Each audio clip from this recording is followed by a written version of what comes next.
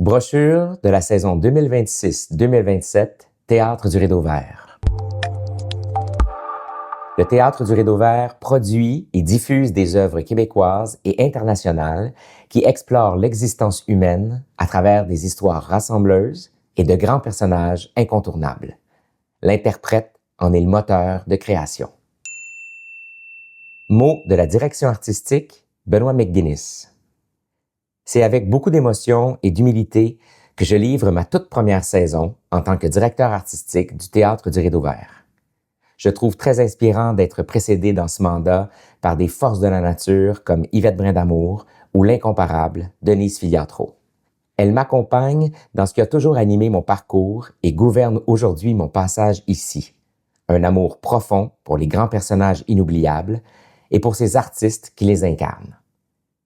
Les interprètes sont le cœur battant du théâtre, et j'ai envie d'offrir au public des rencontres électrisantes avec des figures et des partitions marquantes du répertoire québécois et international, campées par des bêtes de scène au sommet de leur art. L'admiration que je leur voue constitue le moteur de mes choix, dans un théâtre que je souhaite populaire, car il cherchera à raconter qui nous sommes, à tracer des liens entre les générations et à imaginer l'humanité que nous voulons cultiver pour l'avenir. Cette première saison présente des œuvres s'échelonnant sur plusieurs siècles, mais réunies par leurs portraits respectifs de personnages appelés à briser leur chaîne, à nommer leur peine, à exister mieux. Je suis tombé amoureux du théâtre parce qu'on y voyait vibrer des êtres vivants et que cette proximité et ce frisson ne se retrouvent nulle part ailleurs. J'y ai bâti ma carrière parce que c'est un lieu de communion, une famille, autant pour les artistes que pour le public. J'espère ardemment donner corps à cette vision ici, avec vous. Bonne saison et au plaisir de vous rencontrer. Cyrano, du 23 septembre au 18 octobre 2026. D'après Edmond Rostand, adaptation et mise en scène, René Richard Cyr. Interprétation, Charlotte Aubin, Mathis Ducas, Alexis Martin, Benoît McGuinness, Mireille Nagar, Zoé Numba, Justin Simon, Madani Tal, Victor Andrés Trélez-Turgeon, Ismaïl Zourlal. Assistance à la mise en scène, Charlotte Ménard. Scénographie, Marie-Ève Fortier, d'après une idée originale de René Richard Cyr. Costume, Sylvain Genois. Éclairage, Renaud Pédigrou. Musique, Le Futur. Accessoires, Marie-Ève Fortier. Maquillage et coiffure, Sylvie Roland-Provost. Christian aime Roxane. Roxane aime Christian. Entre eux, un roc, un cap, un allié flamboyant, Cyrano, dont les mots agiles savent faire fleurir l'amour tout en cachant des désirs secrets et des souffrances inavouées. Mais la passion est de nature fragile, surtout lorsqu'elle repose sur une illusion. Personnage immense de la dramaturgie, Cyrano de Bergerac illustre superbement combien les êtres humains camouflent leurs failles par des acrobaties de toutes sortes, sans pourtant parvenir à en guérir. Interprète passionné, Benoît McGuinness ne s'est jamais laissé intimider par un grand rôle. Aujourd'hui, il ose plonger dans le cœur de ce personnage hors norme. Pour réaliser ce rêve, il est ravi de retrouver le metteur en scène René Richard Cyr, son complice des 25 dernières années. Ensemble, ils dépouillent l'homme de ses artifices afin d'en capter plutôt l'essence. Une âme qui aime, qui souffre et qui, contre toute attente, espère. Date à retenir. 1er octobre, discussion avec le public. 14 octobre, représentation avec surtitrage codé en français et discussion avec le public. 16 octobre, représentation avec audiodescription et surtitrage codé en français. 2026, revue et corrigée. Du 25 novembre 2026 au 2 janvier 2027, une présentation Vidéotron. Script édition, Luc Michaud. Mise en scène, Léane Labrèche d'Or. Maître de cérémonie, Élise Guilbeault. Interprétation, Fabiola Nirva-Aladin, Éric Bernier, Pierre Brassard, Véronique Claveau, Hugolin Jodoin-Michaud. Musicien, Jean-Sébastien Houle. Assistance à la mise en scène, Chloé Ecker. Scénographie, Loïc Lacroix-Hoy. Costume, Judy Junker. Éclairage, Renaud Pédigrou. Musique, Jean-Sébastien Houle. Accessoires, Félix Plante. Maquillage, Sylvie Roland-Provost. Coiffure et perruque, Louis Bande. Un incontournable dont on ne voudrait se passer. Dans les années 60, le Théâtre du Rideau Vert présentait déjà des revues de l'année parodiant l'actualité des 12 mois précédents avec un humour mordant et des performances toujours renversantes. Cette année, le Rideau Vert se réjouit d'injecter un nouveau souffle au spectacle mené par l'éblouissante Élise Guilbeault. Autour d'elle seront réunis des interprètes au sens comique irrésistible, soit Fabiola Nirva-Aladin, Éric Bernier, Pierre Brassard, Véronique Claveau et Hugolin Jodoin-Michaud, sous la direction de la metteuse en scène Léane Labrèche d'Or, elle-même rompue à la mécanique implacable de la comédie. Comme toujours, le spectacle promet de faire la part belle aux grands personnages du réel, parfois plus épiques que ceux des fictions les plus célèbres.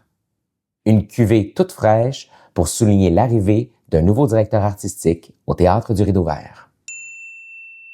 Hedda Gabler, du 20 janvier au 14 février 2027. D'après Henrik Ibsen. Texte, Patrick Marber. Traduction, Fanny Britt, avec la collaboration de Sophie Cadieux. Soutien dramaturgique et mise en scène, Sophie Cadieux. Interprétation, Kathleen Fortin, Rachel Gratton, Steve Laplante, Sylvie Léonard, Étienne Loup, Jean-Philippe Perra et Madeleine Sarr. Assistance à la mise en scène, Audrey Belzile. Scénographie, Romain Fabre. Costume, Ginette Noiseux. Éclairage, Sonoyo Nishikawa. Musique, Louis Clavis. Accessoires, Marie-Jeanne Rizgala. Maquillage et coiffure, Justine Denoncourt-Bélanger. Hedda Gabler est une femme insondable. Personne n'arrive à lui résister, ni à vraiment la connaître. Récemment mariée à Tessman, un chercheur naïf et cérébral, Hedda suffoque sous les déceptions de son existence bourgeoise. Lorsqu'elle revoit Lovborg, ancien amant aux tendances excessives, Hedda n'y tient plus. Elle doit semer le chaos et faire tout exploser pour que le monde extérieur exprime un peu mieux la dévastation qui la ravage de l'intérieur. Fascinée par la figure d'Hedda Gabler, Sophie Cadieux met en scène cette héroïne énigmatique, à la fois prisonnière et bourreau. Elle en confie l'interprétation à la brillante Rachel Gratton. Le public n'a pas eu droit à une nouvelle production du classique d'Ibsen sur une scène montréalaise depuis plus de 30 ans. Et pour l'occasion, c'est la relecture sobre et efficace du Britannique Patrick Marber qui a été choisie dans une traduction épurée de Fanny Britt et Sophie Cadieux. 3 dates importantes. 28 janvier, discussion avec le public. 10 février, représentation avec interprétation en langue des signes québécoise, surtitrage codé en français et discussion avec le public. 12 février, représentation avec audiodescription et surtitrage codé en français. Le Dieu du carnage, du 10 mars au 4 avril 2027. Texte, Yasmina Reza. Mise en scène, Serge Denoncourt. Interprétation, Éric Bruno, Marilyn Castonguay, Patrick Yvon et Julie Le Breton. Assistance à la mise en scène, Marie-Christine Martel. Scénographie, Guillaume Laure. Costume, Sylvain Genois. Éclairage, Julie Basse. Accessoires, Julie Mesroche. Maquillage et coiffure, Amélie Bruno-Lompré. Un enfant en a frappé un autre dans un parc, faisant tomber quelques dents et beaucoup de larmes. Leurs parents se rencontrent pour calmer le jeu, tout en voulant défendre l'honneur de leurs fils respectifs. Mais la politesse de surface laisse bientôt place à une joute sans merci où les connivences bougent au gré des affrontements. La vertu et la violence se frottent l'une à l'autre comme l'allumette au grattoir et provoquent une déflagration qui n'épargne personne.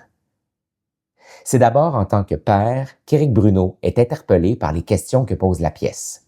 Mais au-delà de cette première impulsion, il se passionne, tout comme son complice et metteur en scène Serge Denoncourt, pour les dynamiques de pouvoir, tant dans les relations intimes que derrière le masque des rapports sociaux. Avec cette comédie noire, il souhaite plonger à fond dans la psyché de ses 4 parents, près du point de rupture. 3 dates importantes. 18 mars, discussion avec le public. 31 mars, représentation avec interprétation en langue des signes québécoise, surtitrage codé en français et discussion avec le public. 2 avril, représentation avec audiodescription et surtitrage codé en français. Motel Hélène. Du 28 avril au 23 mai 2027, une présentation Hydro-Québec. Texte Serge Boucher. Mise en scène Olivier Artaud. Interprétation Anne-Élisabeth Bossé, Jean-Simon Leduc et Rodley Pitt. Musicien Félix-Antoine Baudouin. Assistance à la mise en scène Daniel Damour. Scénographie Amélie Trépanier. Costume Cynthia Saint-Gelais. Éclairage Claire Seller. Musique Antoine Berthiaume. Accessoires Erika Schmitz. Vidéo Zachary Noël Ferland. Et maquillage et coiffure Sylvie Roland-Provost. Dotée d'un fort caractère et d'un sens de l'humour aiguisé, Joanne vit dans un modeste appartement à côté du dépanneur où travaille François, observateur timide de cette voisine flamboyante et vulnérable. Jojo ne voit plus grand monde depuis la disparition de son fils, son petit bout, dans des circonstances troubles. Seul Mario, son ex et amant occasionnel, lui rend visite pour la bière gratuite et les baises rapides. Mais le spectre de l'enfant la hante de plus en plus et les fabulations de Joanne n'arrivent plus à dissiper sa peine et son étouffante culpabilité. Pièce fracassante ayant marqué le début de la notoriété de Serge Boucher, Motel Hélène bouleverse le paysage théâtral québécois en 1997. 30 ans plus tard, Benoît McGuinness choisit de célébrer cette œuvre puissante et inégalée en invitant Anne-Élisabeth Bossé à la faire revivre sur scène pour la première fois depuis sa création, dans une mise en scène d'Olivier Artaud. 3 dates importantes. 6 mai, discussion avec le public. 19 mai, représentation avec interprétation en langue des signes québécoise, surtitrage codé en français et discussion avec le public. 21 mai, représentation avec audiodescription et surtitrage codé en français. Lecture-spectacle, soirée Maude Guérin. Le 7 novembre et le 8 novembre 2026. Un spectacle hors série. Mise en lecture, Marie-Ève Milot. Interprétation, Maude Guérin, Marilyn Moiby-Boutillette. Assistance à la mise en scène, Josiane Dulong-Savignac. Dans les années 1960 et 1970, alors qu'Yvette Brindamour dirigeait le Théâtre du Rideau Vert, elle aimait organiser des soirées spéciales consacrées à des auteurs marquants du répertoire. Benoît McGuinness fait revivre ce rendez-vous en tournant cette fois-ci les projecteurs sur les interprètes, à l'image de sa passion pour les grands personnages et pour ceux qui les incarnent. Cette année, c'est à Maude Guérin que revient le défi de présenter, lors d'une lecture spectacle événementielle, les extraits des textes qui ont marqué son parcours ou, au contraire, qu'elle aurait rêvé de jouer. La fougue, la finesse et la grande sensibilité de Maude Guérin en font l'invité toute désignée pour lancer le bal.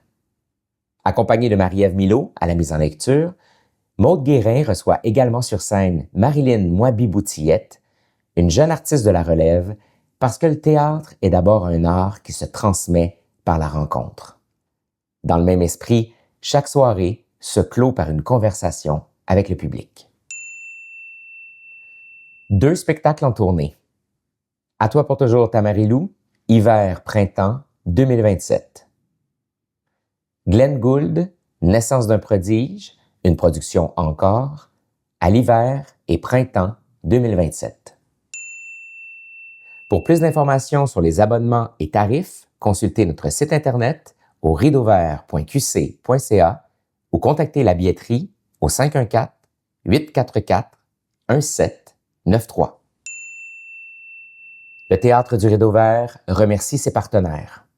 Grands partenaires, Québecor. Présentateur de spectacles, Hydro-Québec et Vidéotron. Partenaire de l'accessibilité universelle, Hydro-Québec et le Conseil des arts et des lettres du Québec.